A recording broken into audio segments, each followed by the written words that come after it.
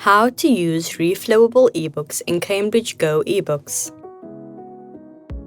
Some books have reflowable pages. This means that some of the pages are continuous, so you need to scroll up and down with your mouse. Or by dragging this bar on the side.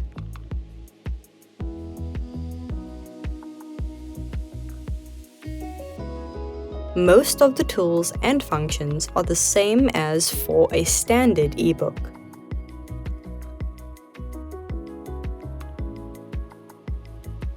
Refer to How to Use Ebook Tools and Functions to learn more about these. Click the button with the uppercase A and lowercase a next to each other to customize how the ebook looks. Pick a font in the drop-down. Use the slider to change the text size. And save your settings.